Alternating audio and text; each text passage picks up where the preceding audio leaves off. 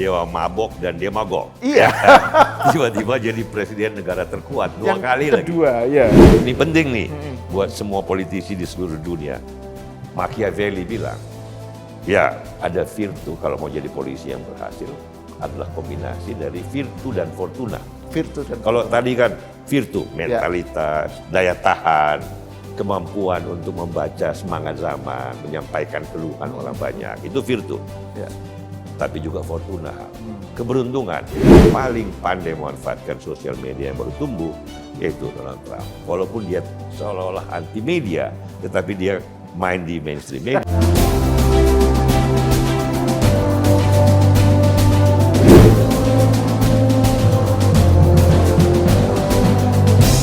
Donald Trump ini kan bayangkan usianya sudah 78 tahun. 78, kemudian citranya juga kan dia sudah tersangka, ya kan? Kemudian Kriminal kan, diputuskan terus hakim. dan Raja Raja Kasino, terus womanizer, Playboy yang ketahuan sama pelacur, dia bayar orang kemudian supaya nggak ngaku. Iya itu kan, dan itu kan sesuatu yang kok bisa gitu ya, sosok seperti ini terpilih lagi dengan Faktanya, sweeping victory. Ya kan, Jel? Dua kali menang, Dua dan kali yang menang. terakhir Yang ini, ini, Senat jadi Republikan, Kongres jadi Republikan. Iya, dan dia popular vote popular vote menang, Iya, 1,6% lah dibanding Kamala Harris. Jadi ini kita perlu nih menelisik nih sosok Kok Trump bisa ini ya? seperti apa. Iya, gimana Celi menjelaskannya ini? Dewa mabok dan demagog. Iya. Tiba-tiba jadi presiden negara terkuat dua kali lagi. Kedua, ya. Dua kali kok. Jadi memang kita harus lihat pada sosok seorang Donald Trump ya. Suka apa nggak suka? Dengan segala kelemahannya, ada beberapa faktor yang kita bisa lihat. Satu secara mental, secara setiap pemimpin kan harus ada isi dalam jiwanya apa sih. Nah, dia itu bisa dikatakan New York Street Fighter. New York ini kan kota yang paling besar, paling ini, dan dia dari kelas atas, tapi kulturnya kultur jalanan street fighter. Ya, artinya kasar, abrasif, kurang sopan dalam pengertian kebudayaan politik Amerika. Jadi dengan usia seperti itu, tapi dengan daya tahan mental seperti ini kan, suka apa nggak suka, there is something there. Itu satu. Yang kedua bahwa dia juga mengerti sebagai politisi apa pergerakan arus perasaan para pemilih yang dia tuju, yaitu kelas menengah dan kelas menengah bawah. Walaupun dia dari kaum elit ya, punya hotel, punya properti, punya bangunan. Kuliahnya juga di Wharton. Kuliahnya Wharton kan, itu salah satu sekolah terbaik. Terbaik ya. Betul. Nah, tetapi dia mampu melihat apa sih esensi the age of resentment. Ini zaman kemarahan, zaman keluhan. Apa keluhan terbesar dari segmen, apalagi waktu Obama kan jadi 2 kali presiden, dia meracik ada sebagian rasialisme, ya kan. Tetapi ada juga memang dia tahu peralihan pemilih dari kelas bawah ini kan dulunya Demokrat. Pelan-pelan for whatever reason yang dulu Franklin Delano Roosevelt, koalisi blue collar welfare state itu beralih ke Republikan. Nah ini dia menyuarakan itu, dia melihat itu, dia bisa membaca itu. Jadi itu kelebihannya yang berikutnya, mampu membaca zaman dan apa yang dikeluhkan sebagian besar para pendukungnya. Nah dia bisa disebut sebagai demagog kan. Ini kan sama dengan Hitler, sama dengan ini nggak persis betul ya, cuman paralelisme. Mampu melihat secara demagogi, populisme itu apa yang dia mainkan. Dan itu yang bikin sejumlah pengamat ya atau ahli tentang Amerika itu khawatir juga. Kan? Ya bayangin. Would be tiran gitu. New York Street Fight. Niall Ferguson itu kan. Iya betul. Jadi kalau Niall Ferguson akan melihat yang sekarang bagaimana foreign policy-nya, bagaimana ininya mencoba meniru Ronald Reagan. Itu nanti kita sampai ke sana. Tetapi bayangkan yang tadi kan, New York Street Fighter, demagog gitu kan, populis kan, bagaimana kaum intelektual nggak kaget. Nah, yang berikutnya lagi kelebihannya, kemampuan dia memanfaatkan media massa. Dia kan lahir besar secara popularitas kan sebagai pembawa acara di televisi. Di TV mainstream ya, di media TV mainstream ya. Tapi dia mengerti politik sebagai teater. Ini kan dia mengerti bahwa sebagian dari politik modern dalam demokrasi itu kan teater, gitu. Nah, dia memainkan itu dengan baik dan dia mampu memanfaatkan sosial media yang baru muncul, Twitter kan. Ini sejarah media dan politisi dan pemimpin itu kan panjang. Radio muncul, Franklin Delano Roosevelt memanfaatkan dengan fireside chat tahun 30-an. Televisi muncul, John F. Kennedy, muda, ganteng, tahun 60-an kan. Waktu Roosevelt kan dia punya penyakit polio. Tapi radio kan nggak lihat. Iya kan? Suara yang kebapakan, melembutkan pengaruh depresi besar tahun 29. John F. Kennedy, wajah, gerak, omongan kan televisi. Nah, Ronald Reagan juga begitu. Nah, transisinya itu di Obama. Internet, Facebook, dia bisa memanfaatkan dengan baik.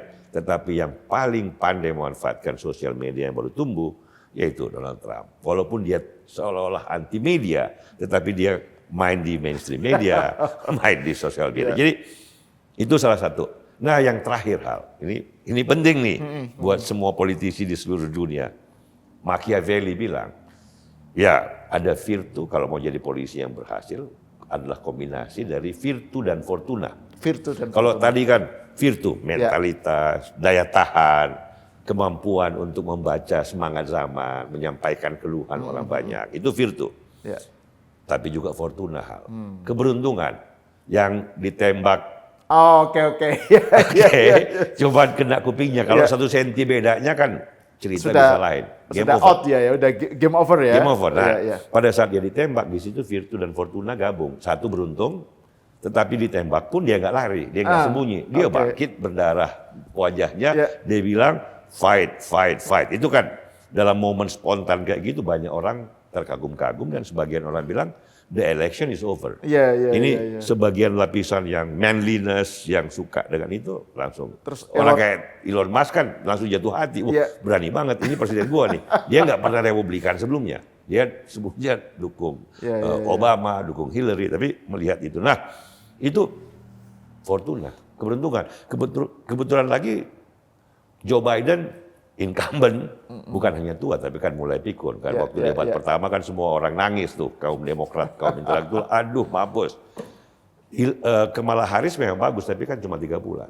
Sehingga sekali lagi hal itu salah satu faktor keberuntungan dan kemampuan Donald Trump melihat bahwa ada COVID 2 tahun, kemudian Biden gelontorkan program bantuan yang begitu banyak yang mengakibatkan inflasi, kenaikan harga sembako, roti, telur, sewa mobil, sewa apartemen. Nah, Trump mampu memanfaatkan yang semua politisi kan harus tahu harga sembako, mau di Indonesia, mau di Amerika gitu, karena itu kan paling menyentuh perasaan banyak orang kalau harga-harga naik. Jadi dia mampu. Jadi kemenangan dia yang sekarang, you like it or not hal, itu kombinasi dari itu. Sehingga dia mampu, Republikan menang di Senat, menang di Kongres, menang di White House. Dia popular vote juga menang yang 8 tahun lalu lawan Hillary kan dia nggak menang. Jadi ini kombinasi pertemuan. Nah, dari politisi seperti itu dengan momen seperti ini, pertanyaannya adalah what is it that he is going to do? Baik di Amerika maupun di dunia. Jadi, karena dia kan presiden negara superpower. Nah, selain aspek ekonomi, Jal, ini kan yang menarik juga kita lihat aspek politik domestiknya ya. Ini perubahan apa yang strategi apa yang membedakan Trump dulu pertama dengan kedua ya. Jadi kan selain ada pergeseran pemilih yang tadi Jali ceritakan ya dari Demokrat ke Republik. Tapi apa yang khas dari Trump yang kedua paling jelas dan sekarang jadi pembicaraan bukan cuma di Amerika tapi seluruh dunia, ya tadi fakta bahwa yang 8 tahun lalu yang beda dengan sekarang adalah masuknya koalisi baru dalam pemerintahan Trump yang tadi sudah saya sempat singgung, Silicon Valley goes to Washington. Yang diwakili bukan hanya oleh Elon Musk, tapi kan ini suatu ekosistem baru. Dan banyak termasuk kaum Demokrat berharap bahwa kalau toh memang Trump kita nggak suka, mudah-mudahan apa yang mau dilakukan oleh tech bros ini deregulasi, reviving of the manufacturing industries itu bisa berhasil. Nah memang beberapa penulis senior konservatif, favorit saya George F. Will, ini kan bukunya bagus banget, Conservative Sensibility, dan dia sudah menulis 40 tahun di Washington Post. Dia suka, cuma dia bilang ini jangan-jangan kayak Elon Musk sama Vivek ini, kayak Don Quixote. Oh, oke. Don Quixote dengan Sancho Panza. Oke. Ya. Melawan kincir federal government, ya kan? Melawan kincir angin dan jadi pahlawan dalam bayangannya dalam sendiri. Imajinasinya dalam sendiri. imajinasinya sendiri. Nah ini ya itulah kita lihat. Orang bilang ya nggak apa-apalah Don Quixote, nggak Don Quixote nih. Ya. Tetapi at least ada sebuah semangat baru. Betul. Ada sebuah momentum baru. Jangan-jangan bisa berhasil. Kalau toh tidak 100%, berhasil 10%, 20% pun oke, kira. Ya itu kita lihat lah. Yang jelas itu yang tidak ada pada Trump 8 tahun lalu. Ya. Trump yang sekarang ini dari segi itu lebih sophisticated karena dia bergandengan dengan the most advanced teknologi disruptor, teknologi leaders, teknologi companies yang Jeff Bezos pun merapat. The biggest player in the tech environment ecosystem itu merasa bahwa it might be a good opportunity. Nah, ini yang orang tunggu. Apakah memang Don Quixote-nya ini, Don Quixote-nya ini cuma jadi pahlawan dalam bayangan kepala mereka sendiri, atau sebuah hal yang membangkitkan angin baru. Tapi kan Trump sendiri mengakui peranan mereka, kayak misalnya Elon Musk kan disebut di inaugurasinya ya, pidato inaugurasinya. Waktu dia menang pun dia sebut, this is the new star. Gitu. Betul. Iya, dia bilang, Elon Musk, the new star. Dan dia juga menyumbang dana kampanye yang dana pemenangan ya. Dia nyumbang $250 juta kan kira-kira 3 triliun, 4 triliun. Tapi kan dia habis setelah menang dia saham perusahaannya naik dan dia untung $150 miliar. Jadi dia untung ribuan triliun, nyumbang 3 triliun. Nah itu orang pinter. Tapi kan pasti dia bukan soal keuntungan kan orang-orang kayak gini. Tapi mereka mau berjuang untuk sesuatu. Sesuatu itu apa, kita setuju apa enggak soal lain lah. Tapi kan orang-orang ini kan. Dengan adanya Technobros ini ya, ini kan yang membedakan ya dengan Trump pertama. Itu kira-kira menurut Celi sekarang harapan publik Amerika itu lebih optimis. Ya, ini yang saya lihat agak berbeda dengan yang 8 tahun lalu. Sekarang pun yang kritis dan menolak dia pun orang kayak Fukuyama, Farid Zakaria, Paul Krugman. Dalam beberapa hal untuk beberapa elemen dia memberikan jalan keluar, memberikan support. Ini kan the beauty of American democracy lah ya kira-kira. Ada kematangan dalam demokrasi. Ya memang kalau seperti Robert Kagan, saya belum tahu reaksinya terakhir. Tetapi banyak yang saya baca dari kaum Demokrat, kaum progresif, kaum liberal klasik itu memberikan kemungkinan bahwa kalau memang bagus, why not?